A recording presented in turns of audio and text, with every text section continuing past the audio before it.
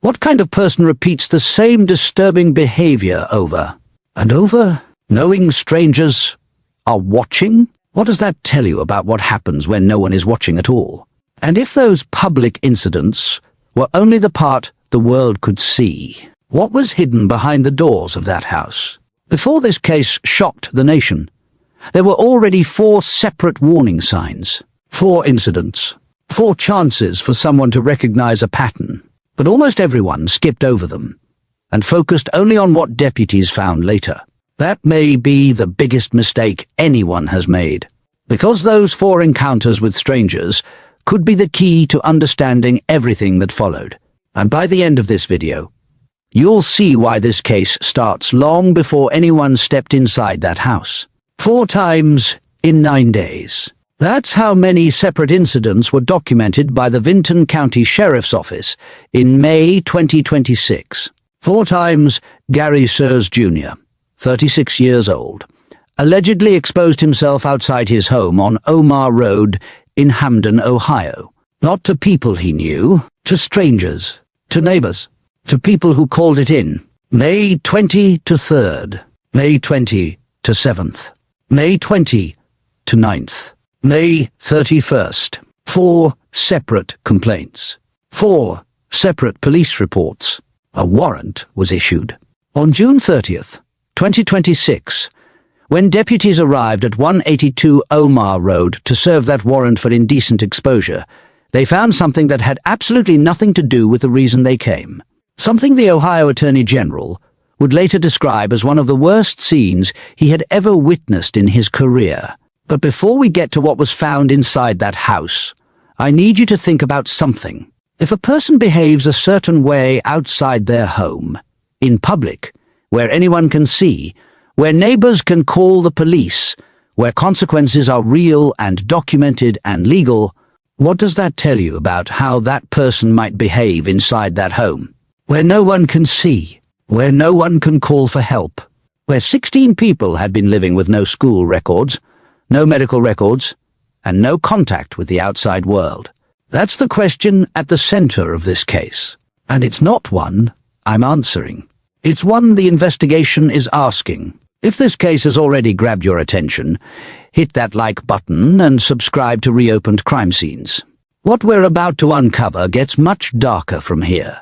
Let me take you back to May 2026. Rural Ohio, Vinton County.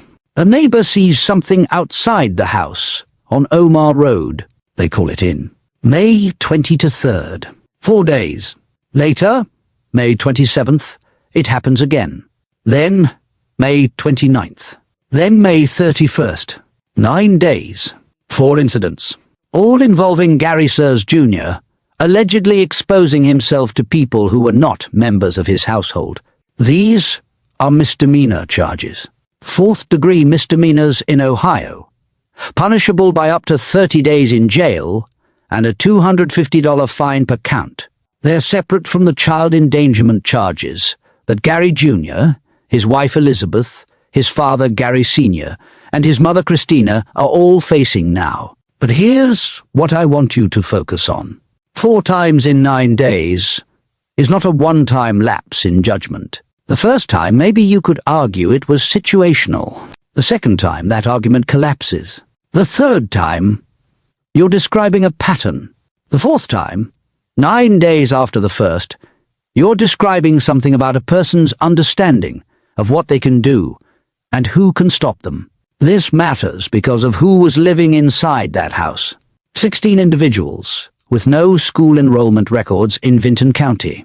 No medical records that investigators could locate from recent years. No contact with the outside world that would have generated documentation. No teachers who might notice something. No pediatricians whose records might flag a concern. No friends outside the household who might ask questions. Entirely dependent on the 4 adults in that household for everything. The timeline is critical here. May 23rd is the first documented incident. The warrant wouldn't be issued for another 5 weeks. So, from May 23rd to May 31st, Gary Jr. is still at that address, still living inside that house with those 16 individuals. Between May 31st and June 30th, a full month passes. The warrant exists, but hasn't been served yet. And during that entire time, the household at 182 Ohmer Road continues in whatever state it was in. Then, June 30th arrives.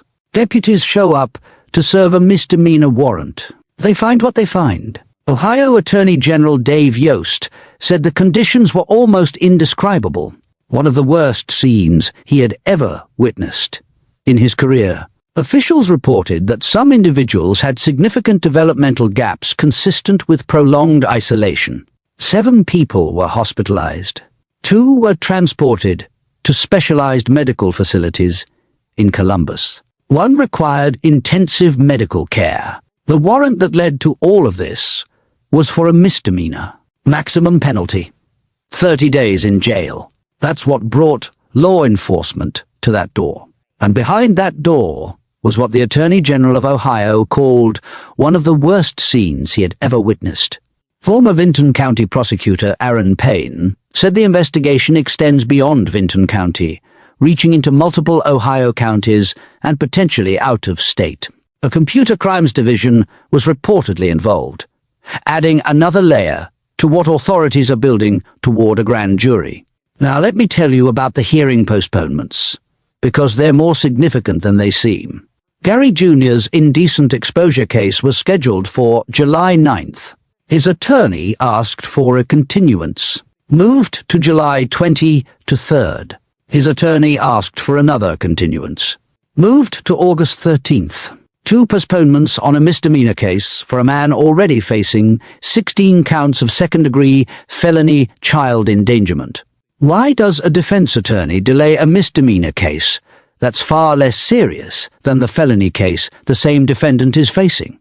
Former Ohio prosecutor Meyer explained that if the misdemeanor case moves forward with its own hearings and witnesses, it could create material that the prosecution uses in the larger child endangerment case. Details from the indecency case could inform how investigators frame the broader pattern. By delaying the misdemeanor case, Gary Jr.'s attorney is keeping a wall up between the 2 proceedings, preventing evidence from developing in ways that could hurt his client. That's strategic. Defense attorneys make this call all the time. But the reason it's being made tells you something. The 4 incidents in May, and the investigation that followed, are connected. His attorney knows they're connected, and slowing down the smaller case is one way to manage how that connection gets made in court. So who is Gary Sears Jr.? He's 36 years old, the son of Gary Sears Sr., 73, and Christina Siders, 67. He married Elizabeth Russell in Mason County, West Virginia, in March 2008. He was 18. She was 15. His education at the time was listed as having stopped at 9th grade. Hers at 8th. That was 18 years ago. 18 years between that marriage and deputies arriving with a warrant. 18 years during which 16 people had no school enrollment, no medical records, no paper trail that would bring social services or teachers or any mandatory reporter into their lives. The investigation is still assembling the full picture. A grand jury is being convened. Computer crimes investigators are involved. Multiple counties are implicated. The scope keeps expanding. But the entry point was 4 misdemeanor incidents in 9 days. 4 times a man did something in public disturbing enough for neighbors to call the police, while 16 people lived inside a house with no connection to the outside world. So I'll ask the question one more time. If someone behaves that way in public, where consequences exist, where people are watching, what does that tell you about how they might behave in private, where no one is watching, where 16 people are entirely dependent and completely isolated? The investigation will answer that question. But the documented pattern in May, the discovery on June 30th, and the expanding scope of what authorities are uncovering all point toward something deeply disturbing. Subscribe to Reopened Crime Scenes and turn on notifications. Part 2 examines the evidence investigators found, the charges all four adults are facing, and the unanswered questions that could make this one of the most significant child endangerment cases Ohio has ever seen. The pieces are still coming together, and what they're revealing is worse than anyone initially understood. 2 months after Gary Sears Jr. married 15-year-old Elizabeth Russell in West Virginia, the first of what would become 16 individuals was born into that household. That was 2008. Between then and June 2026, when deputies arrived with a misdemeanor warrant, the family moved through at least 5 different properties across Ohio. Birth records obtained by NBC4 Columbus traced them through Gallipolis, Bidwell on Poplar Church Road, Cheshire on Honeysuckle Drive in Gallia County, and finally Hamden on Ohmer Road in Vinton County. That movement spans 18 years across multiple counties. Investigators now say the trail potentially extends beyond Ohio entirely. 5 properties, 18 years, 16 individuals, with no school enrollment records and no medical records that authorities could locate from recent years. The question isn't just what happened inside those houses. It's how a household of that size moved through multiple communities across nearly 2 decades without triggering a single report to Child Protective Services, without generating the institutional paper trail that usually follows people through life in a society with mandatory reporting requirements. At the Cheshire house, the one on Honeysuckle Drive, a woman who works nearby told reporters she remembered Gary Jr. He came into her store regularly, not for groceries, not for household supplies, for scratch-off lottery tickets, every time. That's what he bought. One time, she said, he tipped her $10. That detail deserves attention. The $10 tip. The scratch-off lottery tickets. The cashier who remembered him fondly enough to mention it to a reporter. Because somehow, that lands differently than almost anything else. It's so normal, so completely unremarkably normal. Gary Jr. drove to the store, picked his tickets, paid, tipped, and drove back to 182 Ohmer Road, where the Ohio Attorney General would later describe conditions as almost indescribable. 2 worlds right next to each other, separated by a car ride and a front door. Here's why that matters. It tells you that Gary Jr. was functional in the outside world. He could interact with people.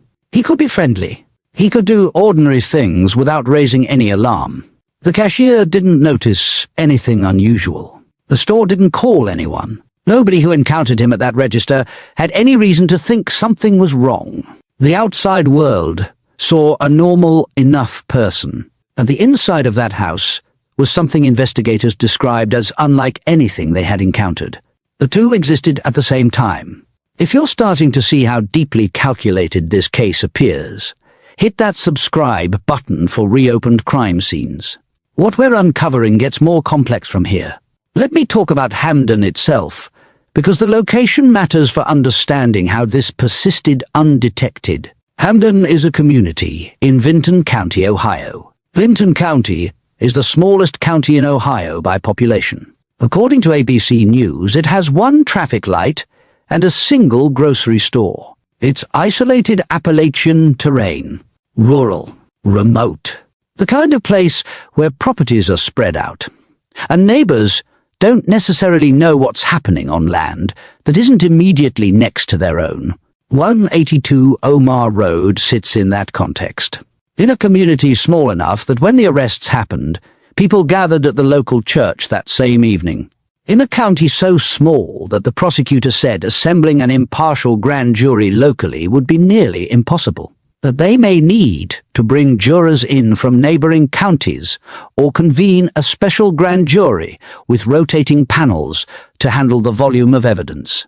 A county that the state of Ohio has described as facing an unprecedented child welfare crisis. In that county, neighbors were close enough to see Gary Jr. outside in May 2026, close enough to call in what they saw 4 times in 9 days.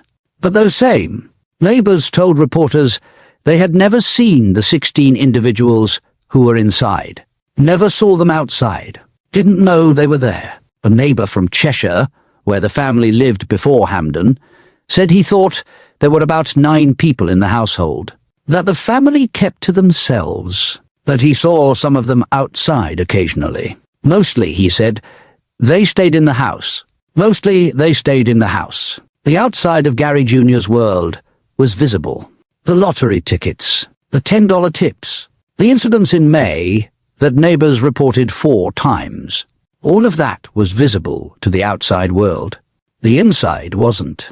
Now let me walk you through where the legal case stands today, because the picture has developed significantly since the initial arrests on June 30th, and understanding each defendant's situation reveals just how complicated this case has become. All 4 defendants, Gary Sears Jr., Elizabeth Sears, Gary Sears Sr., and Christina Sears, face 16 counts each of second-degree felony child endangerment.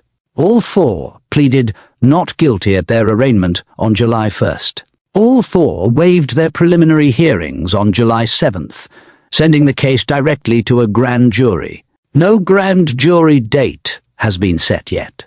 Former prosecutor Mark Pete Meyer believes a special grand jury will need to be convened specifically for this case, potentially with rotating panels to handle the volume and complexity of the evidence.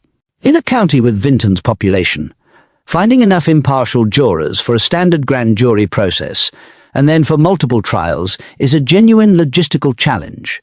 Gary Sears Sr., 73, is out of custody. He was released on a recognizance bond with GPS monitoring because his medical care, following a fall at the jail and the discovery of a serious medical condition, was deemed potentially too costly for Vinton County to absorb while he remained incarcerated. His attorney has filed for a competency evaluation. Gary Sr. reportedly could not identify the role of the judge or his own attorney when he appeared in court. A not guilty by reason of mental disease or defect defense is being considered. If Gary Sr. is incompetent now, that raises questions about his role over the past 18 years. Christina Sears, 67, has been the quietest of the 4 defendants publicly. Her attorney has filed a non-dissemination motion and secured a second gag order in the case, the first having been issued for Gary Jr.'s case. The second gag order is less restrictive than the first, but represents the court's determination that public discussion of certain aspects of the case should be limited. 2 gag orders, 1 case.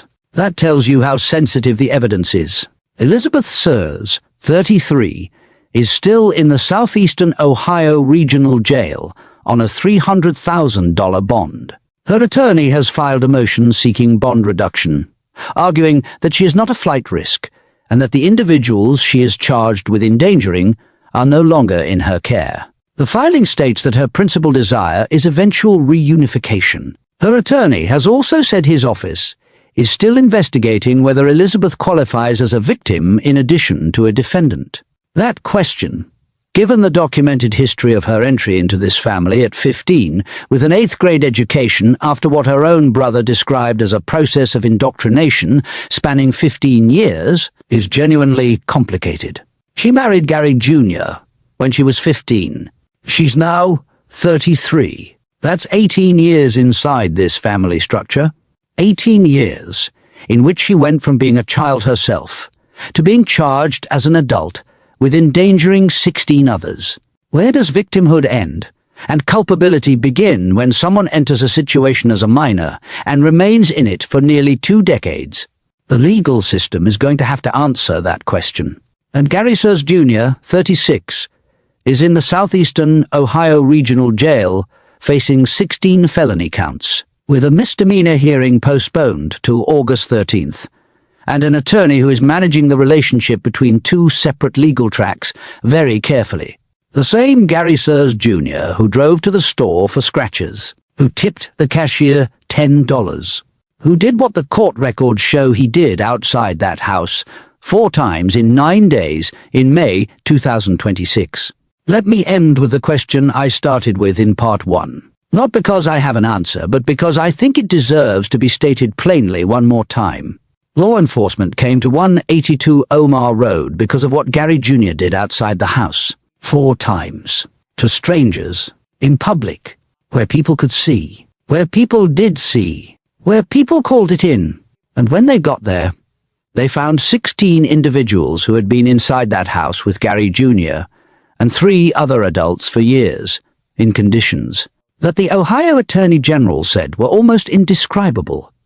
In a county that has described what they found as an unprecedented child welfare crisis. If Gary Jr. had no hesitation about what he did outside, in public, 4 times where anyone could see, then the question the investigation is working to answer is this: what happened inside where no one could see? Where 16 people had nowhere to go and no one to call?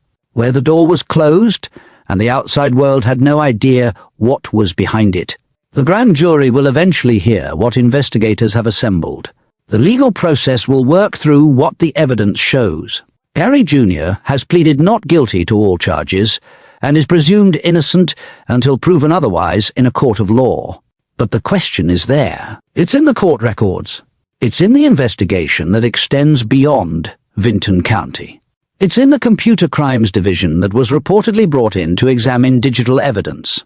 It's in the 9 days in May when the outside world finally got a glimpse of something. Not the thing itself, but something, and called the sheriff. And it's in the 30 days that followed when the warrant existed, but the door stayed closed until June 30th. Those 16 individuals are now in therapeutic foster care, receiving specialized support, beginning slowly with professional help over a timeline that no one is rushing. Whatever comes after the door finally opened, that process has started. It will take time. It will require sustained commitment from the people providing their care. It will not be linear or fast or clean, but it has started.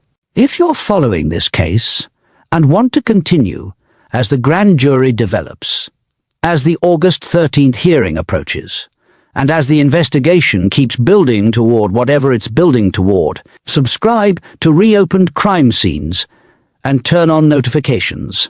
We'll be here for every verified development, every court filing, every answer that emerges from the questions this case keeps asking.